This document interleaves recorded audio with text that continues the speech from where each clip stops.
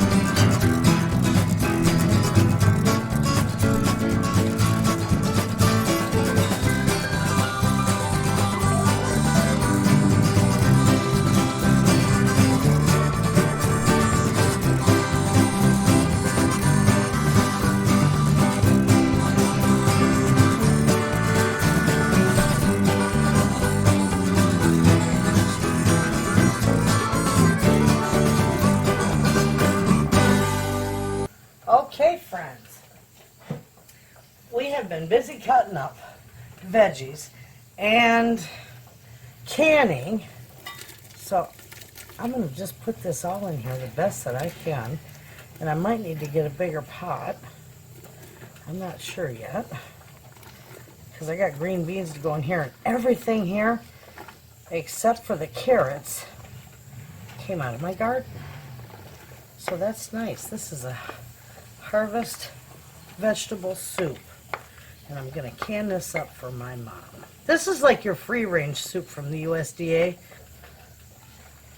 Oh, look at that. That's going to be gorgeous.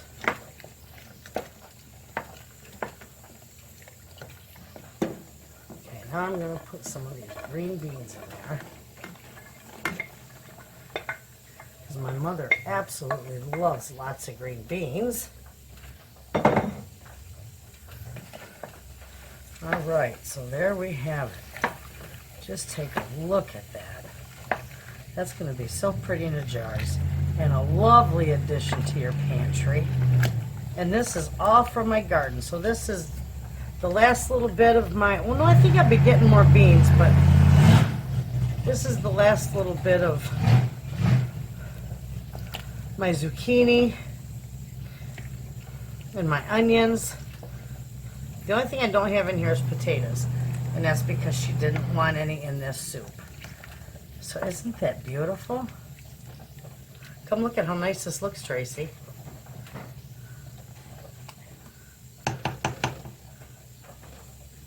that is going to be good. Yeah, gorgeous. Got a little bird today at home, did you? Oh yeah, you could, but she don't want any meat because she adds this. She uses ground turkey or turkey meat, so she just adds this to her soups. Oh, yeah. So that's what I did that for. Now we're just going to let this simmer for 5 minutes, and then we're going to jar it up and get it canned. Actually, too, I got to put a little bit of this basil that I chopped up. I'm going to put a little bit of that in this soup.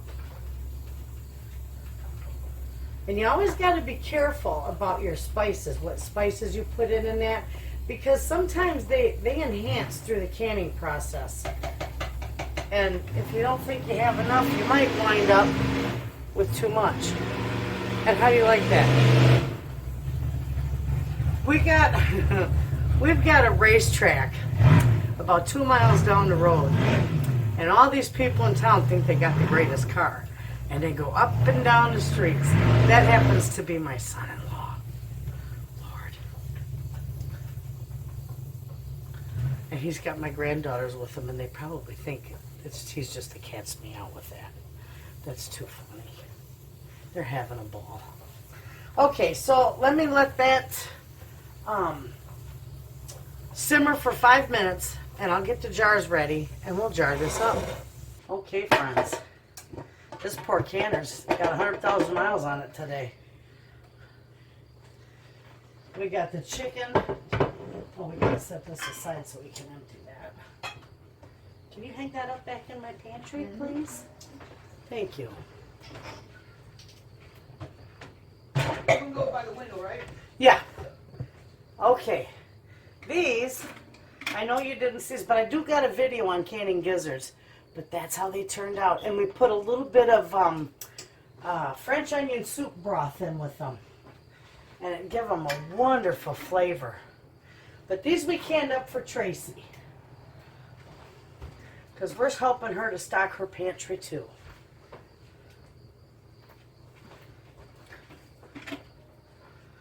Right now, her pantry's in my pantry. Her house is being totally renovated.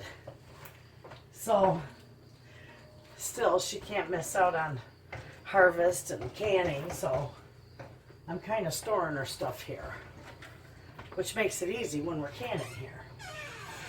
You know? Aren't those beautiful? They smell wonderful, don't they? The little ones be good to snack on at night. There you go. Her whole family. Now, not my whole family. My one son and I are about the only ones that like gizzards. So I'll can them, but I won't can this many. But her family loves them, so we can lots of them. And then here's her pints. Beautiful. You want to get another towel? Yeah, right around the corner there.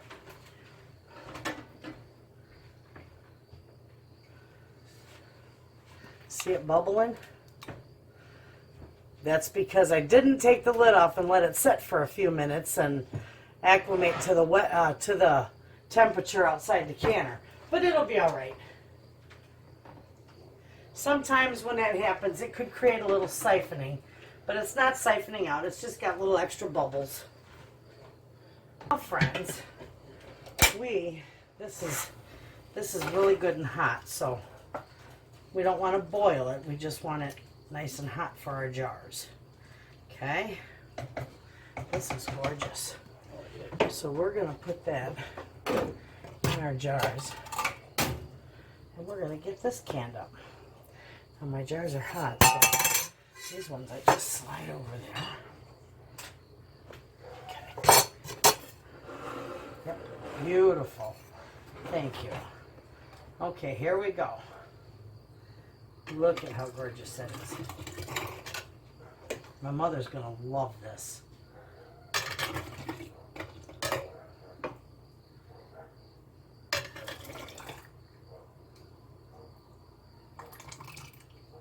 And you want it an inch of headspace.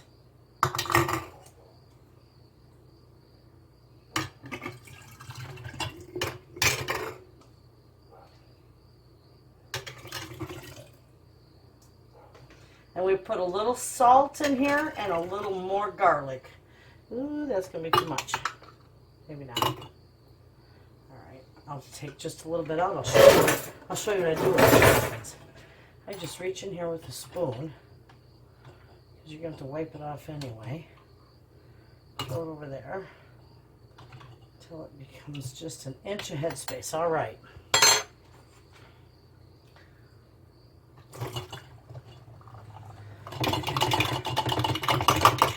There we go.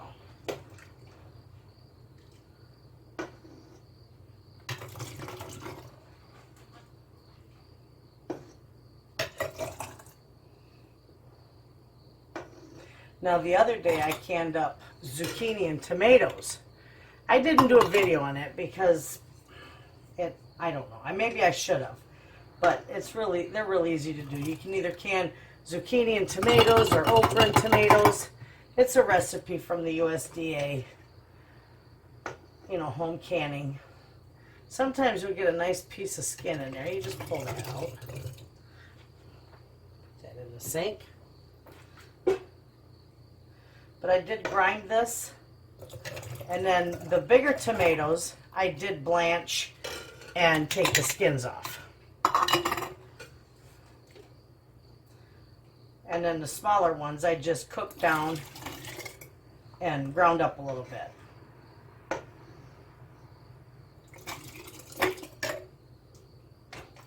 You might find you want a jar of this, Tracy.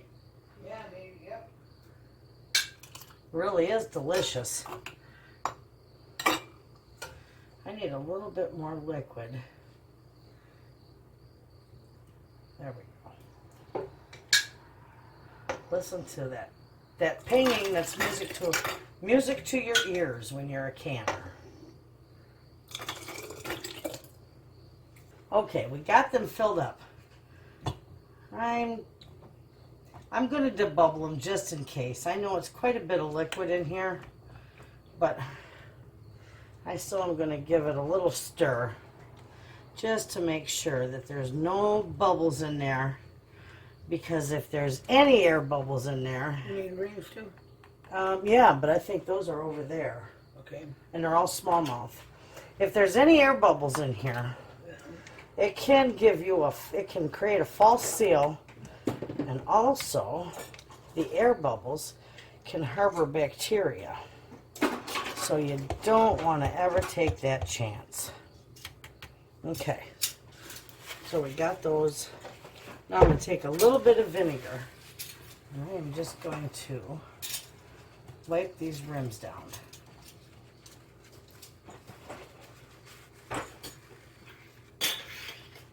There's 7. I usually use water when I got vegetables, but I had my vinegar out, so I'm using it.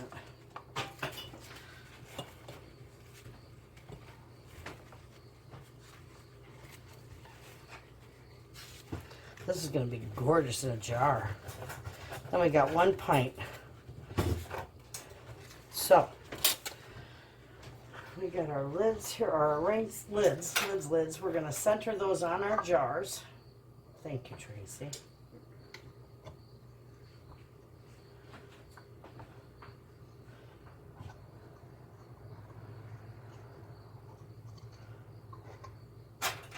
And we're going to put these rings on finger tight. We're going to shut our oven off. I always forget it. Then I hear it beep and I think, what's in the oven? Right. Nothing. So these go on finger tight.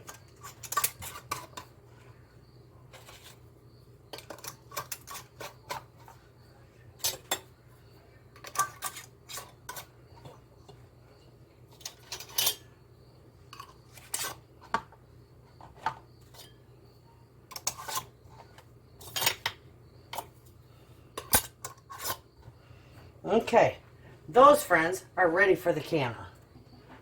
Okay, friends, because I've been using my canner all morning, I had to let this heat up with some fresh water and vinegar in it, just so that it wouldn't create a thermal shock. So there goes my vegetable soup in there.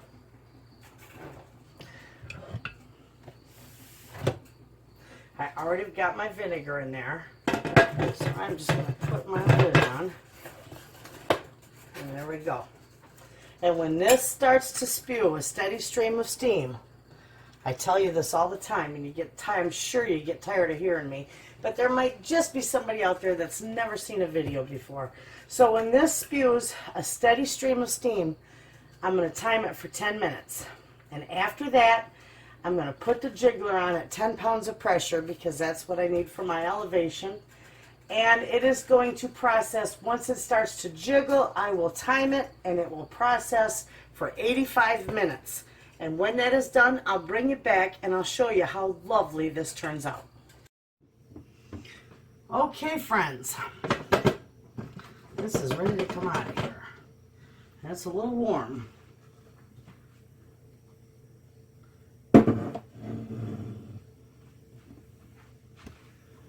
Oh my goodness, these smell absolutely wonderful.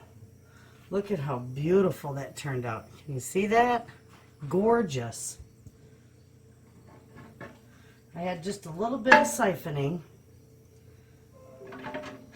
Not too bad though. They're beautiful. My mother's going to love these. This would be a beautiful addition to your pantry because you could add it to soup or you can just use it as soup. It's soup. It's Garden Harvest soup and it's beautiful. So there you have it, friends. Over here. That's how easy it is to make some Garden Harvest soup. And that was everything with the exception of the carrots from my garden. The last little bits of this, that, and the other. Now my squash is all done, so my zucchini is all done. And my beans are starting to wind down. And that was my little bit of corn that I grew. So it's perfect. Absolutely wonderful addition to the pantry. I hope you give this a try. Thanks for watching.